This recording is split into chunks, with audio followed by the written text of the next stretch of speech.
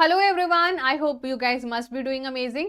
देखो, आज के इस वीडियो में हम बात करने वाले हैं इस चैप्टर को 10 to 15 मिनट्स में करने की कोशिश करेंगे, बिकॉज हमने इसको वन शॉट में ऑलरेडी कर लिया है and there is one amazing thing that video has over 10K views, so thank you so much for that. Now let me tell you briefly about this chapter in just 10 to 15 minutes. चलो start करते हैं।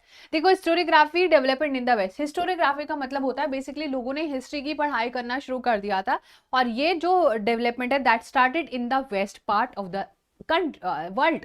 World का जो western part है विच जहां पर ज्यादातर European countries या वेस्ट में जितनी सारे अमेरिका आपको दिखता है, फ्रांस यू कैन सी, वहां पर नोटेबल तरीके से लोग हिस्ट्री को बहुत ज्यादा पढ़ रहे थे अपने टाइम टेबल में। That is what we have to do. अच्छा, एक और चीज देख लो, इसमें हमें ये टॉपिक्स कवर करने हैं हमारे इस पूरे वीडियो में। अब ये एक छोटा सा हमारा पिक्चर है। हिस्टोरिकल नैरेटिव जब भी हम बिल्ड करते हैं तो हमें हर एक इंसान का नैरेटिव पता होना चाहिए। We need to consider all the factors. हम लोगों को सारे रिलेवेंट एग्जाम्पल डालने होते हैं, क्रिटिकली चीजों को नया एनालिसिस करना पड़ता है, और एक हिस्टोरिकल रेफरेंस हर डायरेक्शन से हमें एक एनालिसिस करके सारी चीजों का पता होना चाहिए।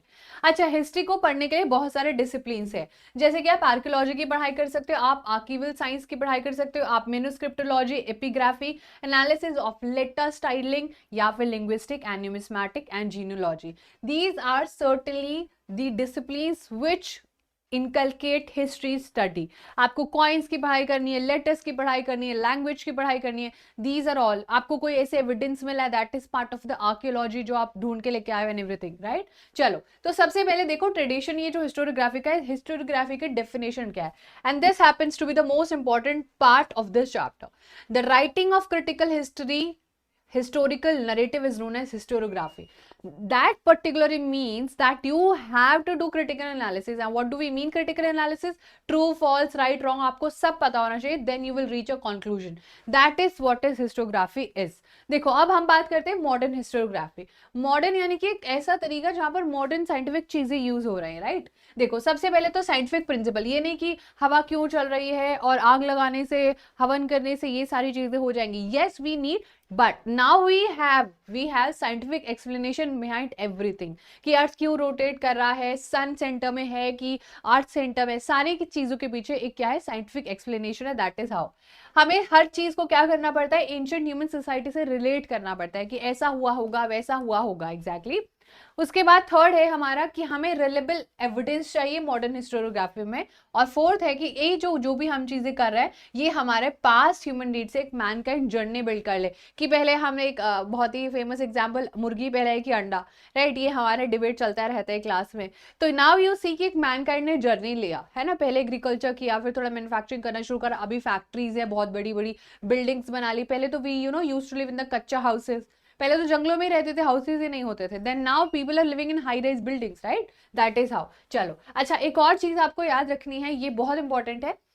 It is said that the modern historiography with above characteristic has its roots in the ancient Greek historical writings. Greek जो यानी कि आज का जो ग्रीस कंट्री है, वहां पर ये सबसे पहले शुरू हो गया था सारा, और वहीं से हिस्ट्री एक ग्रीक वर्ड है, और हेरोडोटस जो कि ग्रीक हिस्टोरियन थे, जिनको कि पता है, आपको पता है, फादर ऑफ हिस्ट्री कहा जाता है, he is the Herodotus which you can see.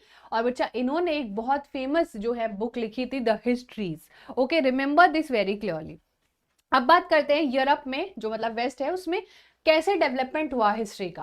तो ऑब्वियसली जब 18 सेंचुरी तक सारी चीजें थी तो बहुत सारे चेंजेस सोसाइटी में हो रहे थे, तो लोगों को ज्यादा तो कुछ नहीं करने का मन करता था, बट फिर भी वो डिवाइन फिनोमिना के आसपास कि जो कर रहा है ऊपर वाले की वजह से हो रहा है। बट ये सोच ग्रेजुअली चेंज होने लगी, and people have had a scientific explanation towards everything, right. So that was the one thing. So in 1737 CE which is the common era, the Gottingen university, वो जो कि जर्मनी में था, और उसने अपना एक इंडिपेंडेंट हिस्ट्री डिपार्टमेंट भी बनाया। Yes, and they were particularly very curious to study about the history part. Now let me tell you about some notable scholars, और उन्होंने क्या क्या बातें बच्चा अपने पूरे हिस्ट्री के बैकग्राउंड में, जब वो पूरे टाइम हिस्ट्री की पढ़ाई करी थी, क्या क्या चीज उन्होंने बोली है। चलो, अगर हम बात करें, हमारा फेमस है Rene Descartes. Rene Descartes foremost among scholar who insisted on verifying the reliability of historical documents by critically examining them. अगर आप किसी भी historical document को critically analysis कर रहे हो, गलत सही सब कुछ पता कर रहे हो, तो फिर well and good हो जाएगा. और उन्होंने अपनी book discourse on the method में बहुत सारी चीजें बोली और उन्होंने बोला कि ज्यादातर चीजें साइंटिफिक मेथड पर ही हमें डेवलप करने चाहिए. There has to be a scientific explanation why and how something is happening. Right then उन्होंने एक और बहुत सारी बड़ी एक फ्रेज कहा है, ये आपको याद रखना है, बहुत इंपॉर्टेंट है. Never to accept anything for true till all grounds of doubts are excluded. यानी कि आपको जब भी कुछ चीज में बिल्कुल मानना चाहिए जब आपके सब डाउट्स क्लियर हो गए हो, ये वो एक्सेट्रा एक्सेट्रा सब कुछ, then only you will be allowed, then you should be allowed to think कि हाँ ये सच है, जब आपका एक भी बेनिफिट ऑफ डाउट ना बचा हो. नेक्स्ट हमारे पास है वॉल्ट. ये तो हमारे हिस्ट्री के बहुत ही फेमस हिस्टोरियन है. He has change history perspective. इन्होंने जो बातें बोली है उसने पूरा हिस्ट्री चेंज कर दिया. राइट सोसाइटी चेंज कर दी, पूरी सोसाइटी का फंक्शनिंग ही चेंज कर दिया. तो देखो सबसे पहले तो इनको लगता था कि ऑब्जेक्टिव जो होना चाहिए वो सच है ना, और हमें क्रोनोलॉजी पर ध्यान देना चाहिए कि जो जो क्रोनोलॉजी, ट्रेडिशन कैसे चेंज हुई, हाउ ट्रेडिशंस बिल्ड, ट्रेड कैसे चेंज हुआ, इकोनॉमी और एग्रीकल्चर, कैसे एग्रीकल्चर में पहले हम 4 लोगों के लिए अपनी खेती करते थे, नाउ वी आर डूइंग खेती for 4 crore people. Right so these has to be studied in chronology. इन्होंने भी काफी इंपॉर्टेंट रोल प्ले किया है. He also give rise to the thought that understanding all aspect of human life is important in history writing. दस इनको modern historiography का founder भी कहा जाता है. मोस्ट इंपॉर्टेंट बच्चा, मोस्ट इंपॉर्टेंट. नेक्स्ट है हमारे पास गॉर्ज विल्हेम फ्रेडरिक हेगल. ये भी बहुत इंपॉर्टेंट जर्मन फिलोसफर है. जो आपको पता है जर्मन फिलोसफर्स ये सारे वेस्ट के कंट्रीज हैं, जर्मनी. इन्होंने बोला था लॉजिकल मैनर्स में सारी चीजों को प्रेजेंट करो. उन्होंने बोला टाइमलाइन इंडिकेट करती है प्रोग्रेस, और मैं अपनी सारी चीजों को तभी प्रेजेंट करूंगा जब वो धीरे धीरे एविडेंस के साथ क्या क्या चेंज आया मेरी सोसाइटी में, कैसे लोग पहले कॉटन के कपड़े पहनते थे अब मशीन मेड गुड्स पहनने लगे, मुझे हर चीज के लिए एविडेंस चाहिए. और उन्होंने अपने बहुत सारे लेक्चर और आर्टिकल्स में पब्लिश भी किया है, और इनकी book encyclopedia of philosophical sciences काफी फेमस है, आपसे एग्जाम में पूछी जाएगी. और इनकी एक बुक है reason in history, well known. This is also one most important आपकी बुक. ठीक है बच्चों, चलो नेक्स्ट है हमारे पास अकॉर्डिंग टू, ये जो हमारे जर्मन फिलोसफर थे, according to them grasping the meaning of any event in terms of 2 direct opposite without understanding the opposite, है ना, बिना समझे आपको सही गलत पता होना चाहिए, which is true false, which is good and bad. तो इसे किसने कहा बच्चा? हेगल ने कहा था. ये आपको बहुत अच्छे से याद रखना है. हेगल ने बोला कि इस मेथड से हमें क्या पता चल जाएगा, इस मेथड से हमें डायलेक्ट्स पता चल जाएंगे. This method of analysis which is based on opposite is known as dialects. Dialects हमें पता चल जाएंगे. In this method a theory is proposed at the beginning which is called as thesis. किसी चीज का होना है ना, जब मैं कुछ बोल रही हूँ तो वो थीसिस होता है, लेकिन अगर कुछ चीज के बारे में आपने कोई एविडेंस बिल्ड कर लिया है और कोई और हिस्टोरियन अपनी थ्योरी उसके खिलाफ दे रहा है तो वो होता है एंटीथीसिस. तो ये दोनों चीजें बच्चा, डायलेक्ट्स की क्या होते हैं? ऑपोजिट होते हैं. ये दोनों चीजें एक दूसरे के ऑपोजिट है, थीसिस और एंटीथीसिस. राइट, ये पूरा एग्जाम्पल के तहत मैंने आपको पूरा वन शॉट में सब चीजें पढ़ाई है. अभी हम बहुत थोरली रिवाइज कर रहे हैं बस चीजों को. After a through logical discussion of the both new thesis propose होती है और उसको सिंथेसिस बोलते हैं. दोनों में सही और गलत, plus plus plus, minus minus, और फिर बच्चा जो निकालता है that is called as synthesis. यानी कि एक बैलेंस पर्सपेक्टिव जो होता है वो सिंथेसिस होता है. ठीक है बच्चों, समझ में आया कि नहीं? चलो उसके बाद आ जाते हैं Leopold von rank.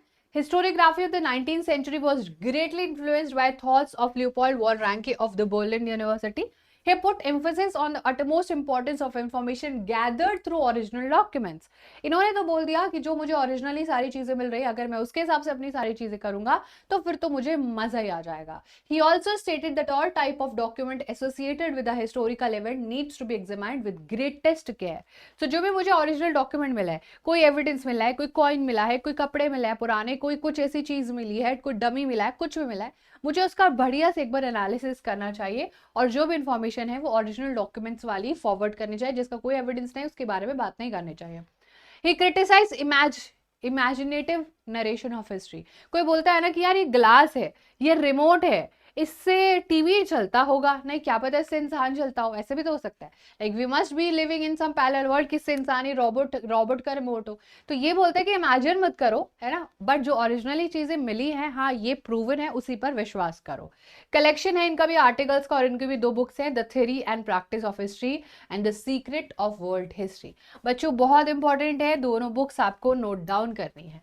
Then comes world wide famous capitalism के खिलाफ बोलने वाले कार्ल मार्क्स। कार्ल मार्क्स ने तो दुनिया ही चेंज कर दी। कार्ल मार्क्स तो बोलते हैं कि हिस्ट्री कोई एब्स्ट्रैक्ट आइडिया नहीं है, लेकिन जो लोग जिंदा है उन्हीं के बारे में हिस्ट्री है। जो जो चीजें उनके साथ होते चले आ रही है, कुछ गलत है तो कुछ सही है, गलत को ठीक करो, सही को सपोर्ट करो, ठीक है। ह्यूमन रिलेशनशिप शेप होता है जो फंडामेंटल नीड्स जो लोगों की और उनकी जो ओनरशिप होती है, अगर वो फुलफिल हो जाए, जो वो काम करे उसमें अगर वो खुश है, वो उनको उनका उसका बढ़िया वैसा मिल रहा है, तो बढ़िया हिस्ट्री है हमारी। और हर एक सोसाइटी में हर एक इंसान के पास इक्वल चीजें हों, ये बिल्कुल भी पॉसिबल नहीं है, ये कार्ल मार्क्स ने बोला। और कार्ल मार्क्स ने देख लिया था कि सोसाइटी में क्लास स्ट्रगल है, सोसाइटी गरीब और अमीर में काफी ज्यादा डिवाइडेड है, and that is a very problematic figure of the society. According two marks, human history is a history of class struggle. यानी कि लोग क्या कर रहे हैं, रिच पुअर वेरी रिच, है ना, इस पूरी क्लास स्ट्रगल में डिवाइडेड है। Means of production economically exploit the rest of the class. एक जो है फैक्ट्री का मालिक है, वर्कर्स को कुछ नहीं मिलता, मालिक रिच पर रिच हुआ जा रहा है, दैट इज क्लास जो है आपका स्ट्रगल। दास कैपिटल इनका बहुत फेमस बुक है बच्चा, this is very famous, Das Kapital written by Karl Marx, because ये कैपिटलिज्म के बहुत ज्यादा खिलाफ थे। कैपिटलिज्म यानी कि एक इंसान के हाथ में सारा पैसा नहीं होना चाहिए। उसके बाद आते हैं कुछ स्कूल्स जिन्होंने पढ़ना शुरू करा हिस्ट्री को, and that is well appreciated in the history. Now at the onset of the 20th century एक स्कूल भी आया जो कि फ्रांस में आया था, एनहेल स्कूल।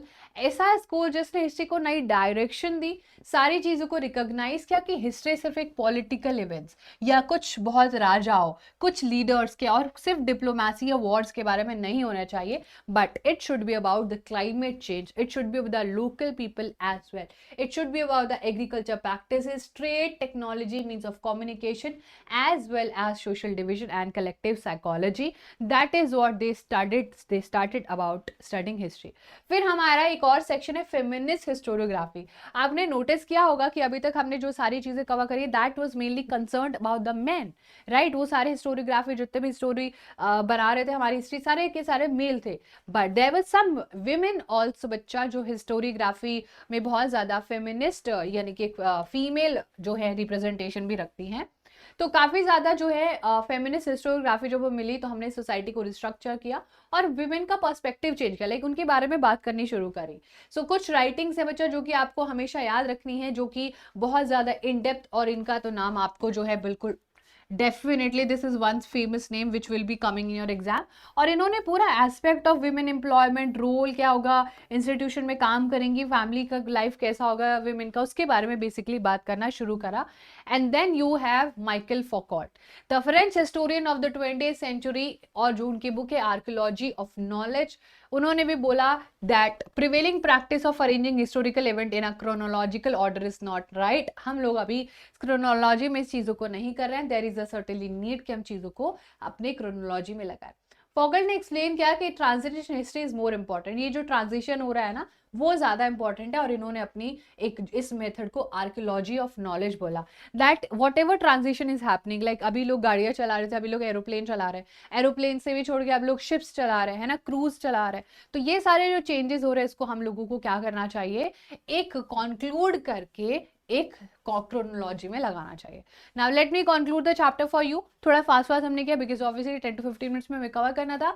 दस the focus the scope of historiography kept continuously expanding.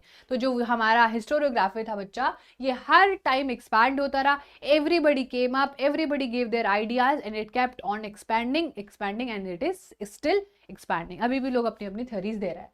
और हिस्ट्री की राइटिंग अब literature, architecture, sculpture, drawing, painting, music, dance, drama, film, television, सब कुछ आपको देखने को मिल जाएगा।